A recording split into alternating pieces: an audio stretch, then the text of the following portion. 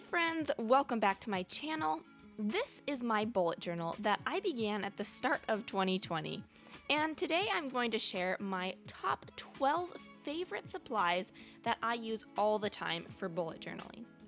If you are excited to see this video, I would so appreciate if you left a like down below. And if you haven't already, make sure you subscribe and turn on the bell so you can be notified each time I post a new video. Now, without further ado, let's jump right into the video. So, I have been bullet journaling for a little over 3 years now, and I have really come to love the process, and I find it so helpful as a planner, calendar, journal, and so much more. The beautiful thing about bullet journaling is the ability to make it completely unique and personalized to you. As you can see, I have begun to make a spread in my bullet journal devoted to my favorite supplies. This is just a fun and original page, and I decided to create it as it will be another type of list that not only you can make super cute and colorful, but it adds another page to the journal and is very helpful to look back on or share your faves with others. So the first supply is rather obvious, and that's because it's a bullet journal. I have used the Milico brand for my last 4 bullet journals, and I love them, but I have realized recently that it might be nice to have a lay flat binding that isn't spiral bound, just because occasionally that ring can get in the way and prevent a nice visual flow. The next supply that I recommend is actually more of an accessory. When I first got it, this pencil holder just seemed like a cute accessory that elevated my bullet journal cover, but now I couldn't be without it. It is so convenient to always have my 2 most used pens or pencils right with my journal. Especially if you take your bullet journal around with you, it's great to not always have to remember your pen. If you are interested in this cute case or any of the supplies I'm discussing today, make sure you go check out the description box as I will have everything linked below. Okay, now we're finally getting into the pens and supplies, and to start, my absolute favorite fine liners are these Micron pens. They come in a lot of different sizes and are very fairly priced, especially if you buy a set. They don't bleed through paper, they dry very quickly, and are waterproof, which is necessary for me because I'm always using ink with watercolor or water-based markers. I usually use these to create my monthly and daily log layouts as well as any line art for any drawings that I'm creating. The next supply I recommend are these Tombow dual tip brush markers.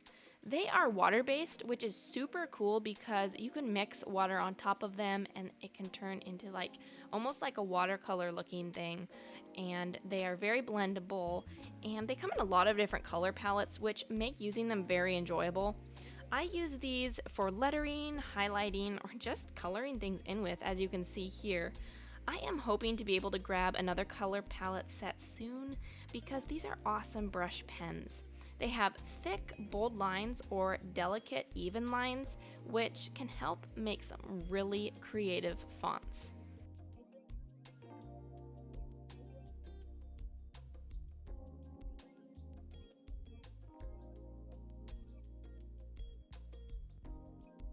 The fifth supply I always like to have near are these 2 ballpoint pens in black. One is a uniball and the other one is a zebra. And I usually like the 05 or 07 sizes, as I have found that these are the neatest for my handwriting. I use these for filling in my calendar and writing my daily logs.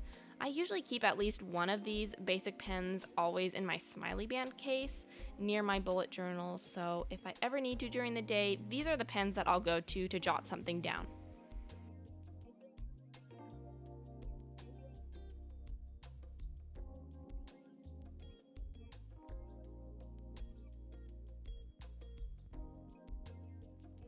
And yes, the next supply is indeed a ruler. I love my see-through flexible rulers. I feel like having a clear one is super helpful, and especially having this small 6-inch ruler is not only adorable, but perfect for the size of notebook that I'm using for bullet journaling, and it doesn't get in the way. As I'm sure we've all found out, and frankly I'm reminded of every day, straight lines are pretty pretty hard to get perfectly, and these rulers just make it easier to quickly draw straight lines and borders and things, and so I'm thankful that I have these because they make life much easier. Okay, so moving on to the next supply, I have these Stabilo Boss highlighters, and you really feel like a boss when using these. They are such a unique shape, and they're really fun to create lines and lettering, all kinds of things with.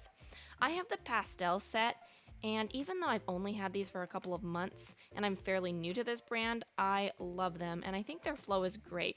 Although if you go over them or go back and forth too many times, they could possibly bleed through the paper. But as I only use them usually for bold headers or borders, I have always had a really enjoyable user experience.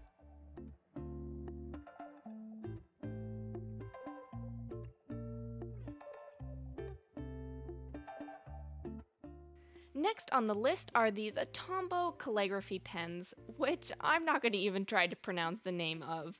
These are awesome pens, and I highly recommend them. You can use them for lettering, writing, drawing, and so much more really. They have a small, firm brush nib, and the only difference I've noticed between the two is that the greenish one is a little softer and more responsive to pressure than the dark bluish one. They create really unique lines and last quite a while.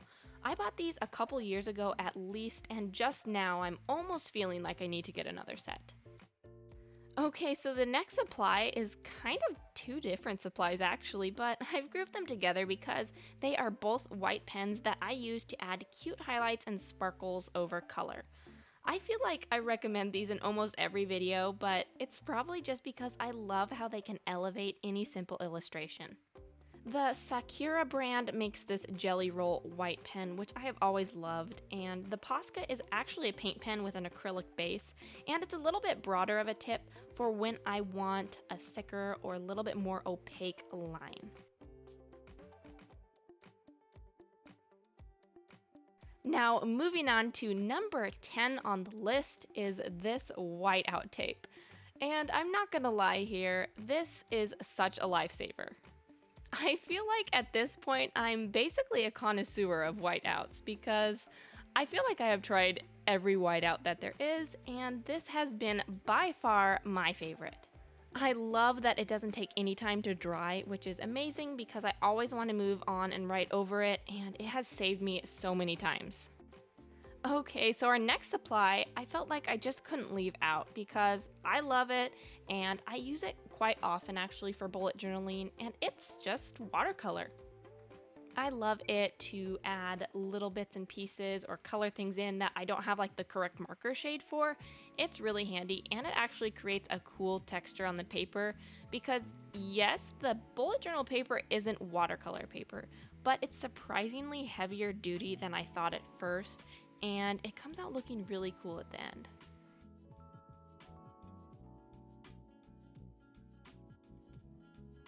Okay, so I realized here that I kind of just paused the watercolor illustration and moved on to my 12th and final supply that I recommend, which are washi tapes. Now, I think a lot of people would agree with me when I say washi tapes are just fun. I sometimes forget about mine, but when I do add them to my bullet journal, I think it adds so much flair and character to the page. These are also awesome when you can't think of anything to draw, but you still want a border or just a bit of color thrown in, and these are a really simple way of adding that. You can also layer them to give more of a scrapbook type feel, and my personal favorite thing is to have that raw edge that you kind of just tore away. I think it makes it super artistic looking. Okay, finally I grabbed my watercolors to finish illustrating the 11th supply. I don't know why it took me so long, but here I am finishing it up. I also forgot to mention earlier that I numbered the bottom of my pages as I have an index in the front of my bullet journal, and this really helps keep things organized. The last thing I add to this spread is this thin border with my bullet nib side of my Tombow marker and my ruler. This is when I'm so thankful to have my ruler. I really love to add these finishing details as it just kind of ties everything together.